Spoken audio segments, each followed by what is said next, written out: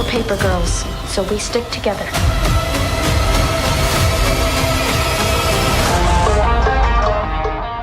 Do you want to talk a little bit about, because your character is really into STEM, and there's like not as many women that get those opportunities in STEM, so what that meant to you to potentially inspire young girls to pursue those interests in math and science?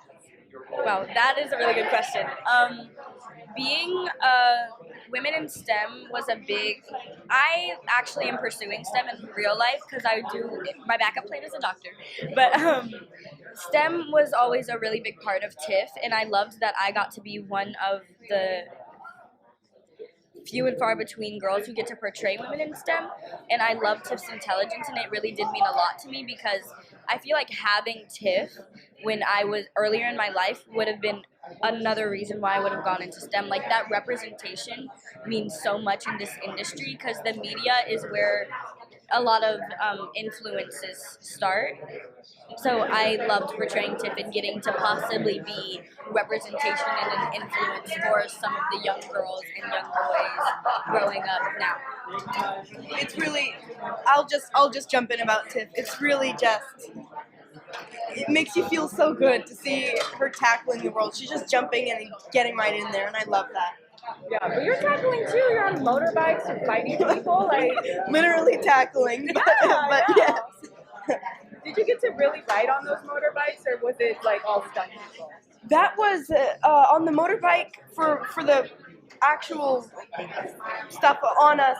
They had us on a rig where we were sitting on the bike technically, so I guess I can say I was on one, but it was on a little square block kind of thing being pulled. Yeah. But the bicycles were, we actually did that. Yeah. We did all of our own stunts unless they were very dangerous and we were not allowed.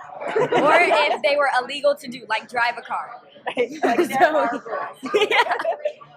Each of the girls goes on a personal journey of self-discovery. Was there anything that you learned about yourselves through these characters?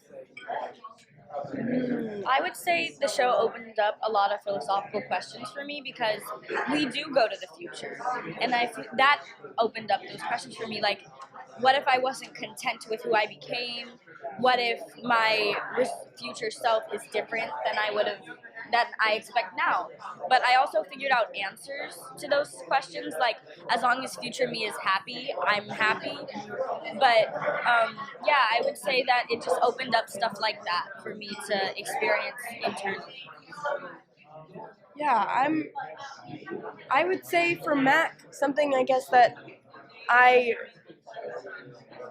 I'm going to say this. So, Mac has the delightful habit of being in the moment. She doesn't seem to worry a whole lot about what's ahead of her, what am I going to become, she seems to just take things as they come. She rolls with the punches a lot. She's very stubborn, but she has sort of a roll with it quality that I really admire, and I hope to obtain that same quality someday.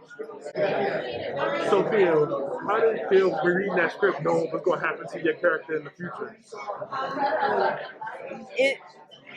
It's I don't want to spoil anything, but I'm going to say it really had my heart, and it really, you're going to have to watch it. Yeah. Oh, God, I can't. I'm so tempted to. Right, yeah. Right. I would say that Mac has had it rough, and you feel for her for that, and you hope that it can get better for her. Camryn, why is your character so bossy in the show? Okay, that was a call out. Tiff is she's used to kind of being overlooked, I would say, because she's an only child, her parents work a lot, nobody's really listening to her thoughts, so I feel her aggression and her being bossy is her way of trying to be heard, and yeah. Good answer. Thank you. Also, like play characters that live in the 1980s and want to bring anything back from